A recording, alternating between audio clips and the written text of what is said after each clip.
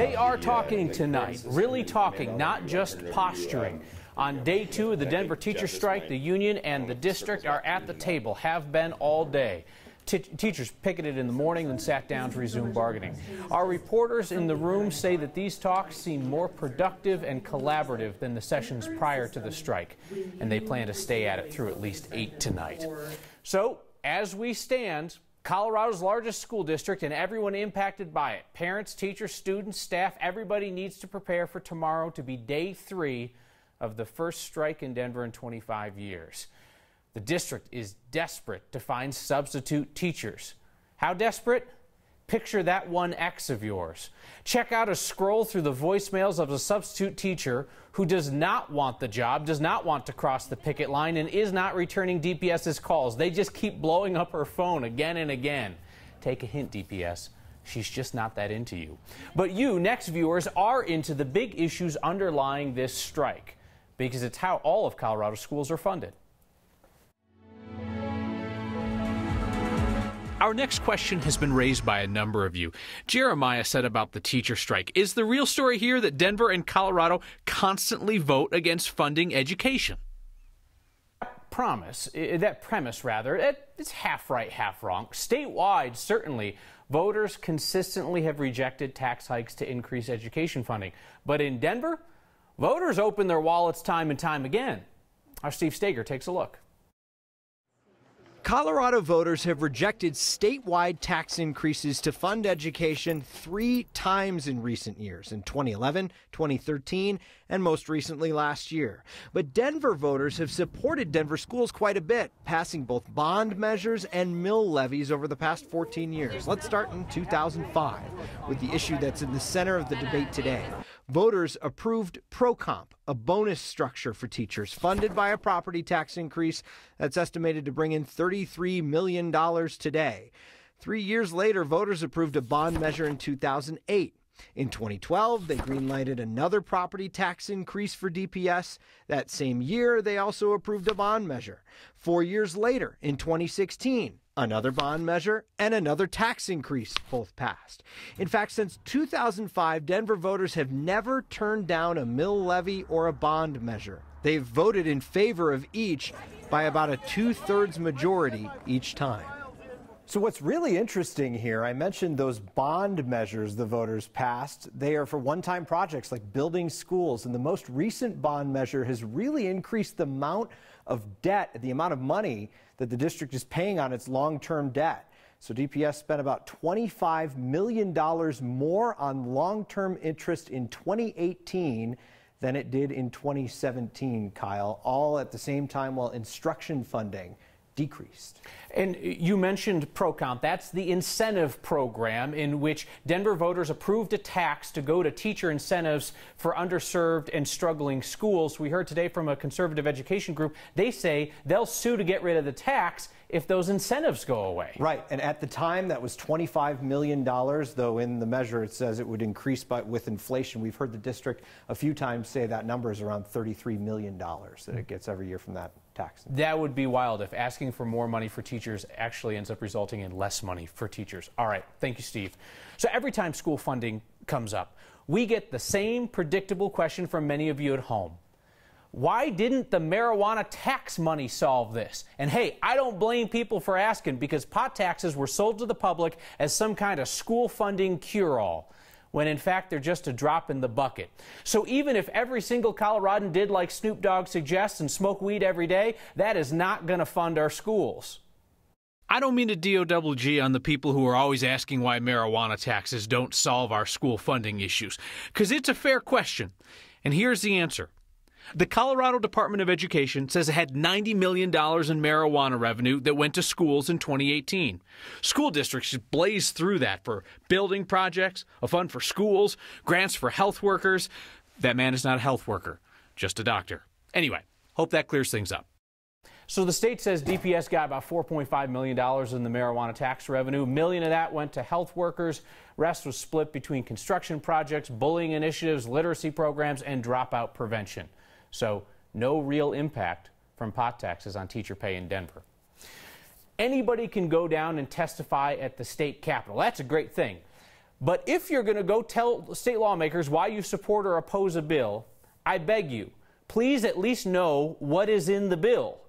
Misinformation and fear swirled over a sex ed bill. Hundreds of people turned out to testify, and many of them were completely mistaken about what the bill did and did not do. Today, right now, legislators are hearing feedback on a bill that would change how Colorado participates in the Electoral College, another hot issue. Politics guy Marshall Zellinger counted 57 people signed up to testify about this bill. So, all right, Marshall, are we hearing accurate arguments, or is this just as screwy as the sex ed bill? I will say there's only been 4 people so far who have testified against the bill because this got going so late in the afternoon. 2 of them, which you're going to hear from shortly, I'll let you decide which side of the spectrum that falls. There are enough people here because the state Republican Party sent out a plea for people to come here. They sent out an email yesterday asking people to come sign up to testify, and that email said this bill would subvert the principle of federalism embedded in the U.S. Constitution by awarding Colorado's electoral votes to the winner of the national popular vote, disregarding the will of the people of Colorado and circumventing the Electoral College. As we've told you, this keeps the Electoral College in place. It just tweaks it based on the most popular president. We've shown you this before. 11 states and Washington, D.C. have already passed similar legislation. Those equal 172 electoral votes. This can't take effect nationwide until states equaling 270 electoral votes say yes. And if Colorado passes this and the governor signs it, states equaling 181 electoral votes would have agreed. New Mexico's on the path to also passing this, which would be another 5, so that's 186. But a state like Mississippi just rejected the idea, so those 6 electoral votes don't get added. But the point is, what Colorado is debating would put us in a queue that, let's be honest, it would likely be challenged somewhere down the path. It wouldn't change the system right away, and it likely wouldn't change anything by the 2020 election, but some of that doesn't matter to the people testifying inside. Which unbelievably cancels the state of Colorado presidential election results if the state's results are different than the national results. Unbelievable. How can anyone who is elected by citizens, which all of you are up there, willingly ignore the election results of their constituents? What concerns me about our present discussion is they keep talking about the national popular vote when in fact there is, of course, no national popular vote now. The newspapers are the ones that tally it up. And so I don't think the newspapers should be allowed to dictate to Colorado how they should vote.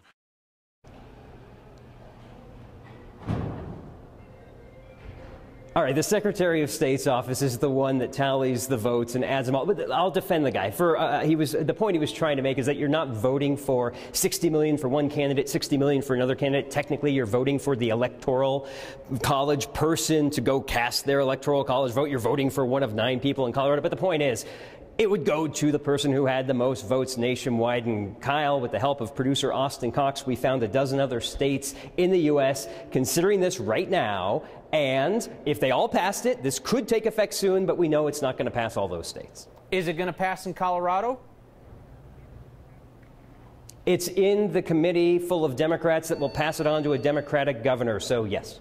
All right, there we go. Marshall Zellinger reporting from the most cavernous and hollow room ever constructed. Remember when we showed Colorado's Republican Senator Cory Gardner boiling over with G-rated anger on the Senate floor? He was mad that fellow Republicans were blocking passage of a conservation bill he liked. And so many of these doggone pieces of legislation we've already heard. Well, Senator Gardner is doggone pleased today as the Senate overwhelmingly voted 92-8 to approve the Land and Water Conservation Fund. That was the bill he was trying to pass that night. Colorado's Democratic Senator Michael Bennet also supported it. This is a landmark public lands and parks bill, and it's being celebrated by a lot of conservationists. Brings $250 million for projects in Colorado. Now, Congress still needs to resolve how exactly this is going to be funded, so we'll be watching for that. And some conservation groups hoping for even more protection of public lands. All right, so quick update on the guy who killed the mountain lion with his bare hands in northern Colorado. We have to turn over here for the story. This is the cat cam now. Anyway, that guy is going to talk publicly for the first time. Thursday news conference up in Fort Collins. We will hear directly from the man who fought off the big cat. The man's name is still unknown. For the next few days, we'll just call him the King in the North. Thanks to open records law, we know how much Denver Public Schools paid for lesson plans during the strike. Thanks to a student, we know some of them are a joke. We meet a Coloradan making a comeback, 1 inch at a time. The smallest things became miracles, like when I could walk and just let my body move. This elite cyclist is training for her next race. And something tells me Coloradans could have figured this out without the sign. That's next.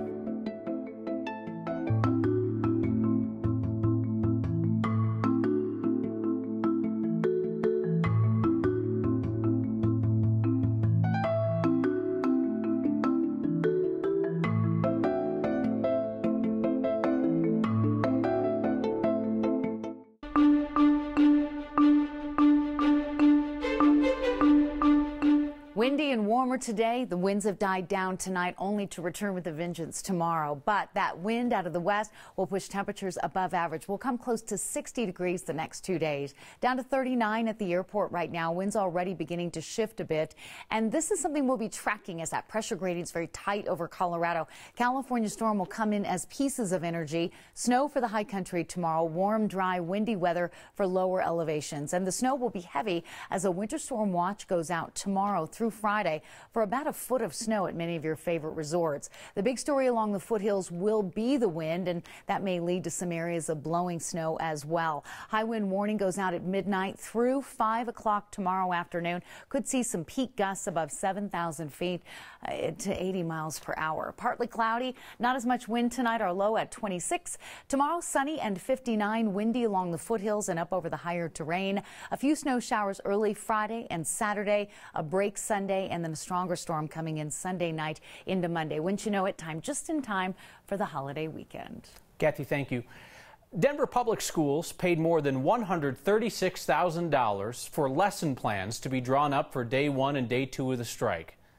And I think they might have overpaid, at least based on this schedule we saw for juniors at George Washington High School. The whole lesson plan is nothing more than SAT prep and gym. So either these kids are sitting on a computer doing busy work for hours at a time, or they're bouncing a basketball. I don't know, DPS. Pay next viewers $136,000. I bet you they would come up with a better lesson plan than that. Students at several DPS schools walked out in support of their teachers today. One critic on Twitter told me that, listen, kids will walk out of school for a breakfast burrito, which, one, is unfair to breakfast burritos because they're delicious, and two, seems unfair to these students. I mean, I'm sure some of them probably just want a break. Others seem honestly and eloquently invested in supporting their teachers. North High School students started with a sit-in discussing some of the issues, and then they walked out in support of teachers on the picket line. At Lincoln High, school students also got a breath of fresh air in support of their teachers. We decided to go out and ask these young people. They see what's going on in their classrooms and on the picket lines. Are they considering becoming teachers someday? A teacher is a role model. Without them, we have no future, we have no education. Teachers have always played a huge part in my history, shaping me and how I've grown up. And they're like parents to us. They've taught us to grow up and be respectful of one another. I would definitely consider becoming a teacher. I would consider being a teacher. I'm very inspired by my teachers and I respect them a lot, but I personally don't want to be a teacher. That's just not a profession that interests me. I would consider being a teacher if conditions change for the teachers. If they won't pay us! If they won't pay us! The money is a big issue. It definitely is a deciding factor. I feel like if our teachers aren't getting treated right enough, I feel like it won't change, and I won't want to become a teacher and go into that career until I do see a change. Just because all of my teachers have been so inspiring to me as people and as what they've chosen to do with their life and giving back to us as young people and as the future, I've always thought it would be a really cool thing to do. Whenever you choose a career, you have to look as like, can I sustain a family off of this career for the rest of my life? You gotta look into those things. You gotta think about your future when you choose a career. Teachers united will never be divided. It's always been something that I've thought about. I think it's super inspiring what our teachers are doing, and I would think it would be amazing to be able to inspire so many other generations and other kids as well. So we were so busy with the teachers' strike that we missed a very important birthday. Someone who is in our hearts and in our nightmares. Blucifer, DIA's devil horse. He was installed 11 years ago this week. Blue, I hope you enjoy the creepiest birthday serenade we could find. Happy birthday to you. Happy birthday to you.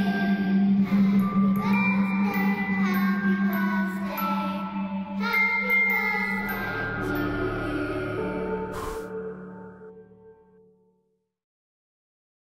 It was a devastating setback for a pro elite cyclist. I lived in a neck brace, so I was in a neck brace for 2 months, day and night. But she's a Coloradan, so of course she wants to race again. And we'll call this sign Appreciating Nature for Dummies. That's next.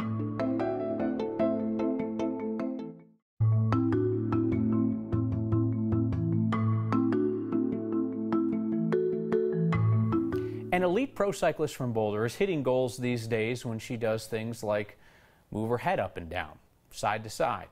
Less than 5 months ago, Tracy Jacobs broke her neck in a crash, yet she is already out riding again, and she's doing it at the same skill level. I just had a fluke accident, just unexpected. I wasn't racing or training or anything like that. I flew over the handlebars and landed on my head and broke my neck. My name is Tracy Jacobs Heyman, and I race bikes on an elite level, and I also do massage therapy. When I had the bike accident, I was at 0. I mean, I went from top level performance to nothing. I was on my back literally for 5 days in the hospital. Am I ever going to be able to do anything again? This is a fracture here, so you can see this bone should look like these shapes, and you can see that one's broken there. She had injury to all the components that would stabilize the neck. Peter Lennerson, I'm a neurosurgeon. He knew what he needed to do. He knew what my background was. He knew where I wanted to be again. Her neck was pretty unstable and really required an extensive repair to get her through this. That's a screw and a screw, and that's a rod connecting them. So those things were put in through the incision in the back. It's amazing to see how well she's recovered and how quickly she's back at it. And, you know, in her case, I would have been the one saying, you know what, slow down a little. There wasn't a lot I could do. I couldn't even lift a pan in the kitchen, but I could walk up and down my stairs. I could do calf raises. I could walk for 10 minutes outside. And so it was these tiny little baby increments, day after day, of just seeing, like, what can I do? And meanwhile, my body is healing and responding to it. I can just feel joy right now because life is precious. Hopefully it won't be a crash, broken neck. We'll all face setbacks, and Tracy's advice for all of us who find ourselves in that situation: ask other people for help. She plans to race again in March, hopes to ride in the first ever all-women Colorado Classic in August. Next, it is a sign that some people need to be told to stop and enjoy Colorado's beauty. And your feedback tonight requests that I make a correction about Snoop Dogg. It is a sign, just a little subtle reminder that Colorado has so many great spots to take pictures. Our viewer Leanne tweeted this beautiful view of Winter Park from Corona Pass. We love the sign, picture taking area. Why, yes, I suppose it is. And Leanne is one of a number of viewers who have told us that they specifically learned how to use Twitter so that they could send us feedback and photos. We love it. We love it. So be like Leanne and hit up the hashtag HeyNext, or you can email us at next@9news.com. So earlier in the program, I noted Snoop Dogg's advice to smoke weed every day. And Mac points out that actually in that song by Dr. Dre, it's the other featured artist, Nate Dogg, who has the line, smoke weed every day. What a shocker that I got that one wrong, huh? See you on the next episode.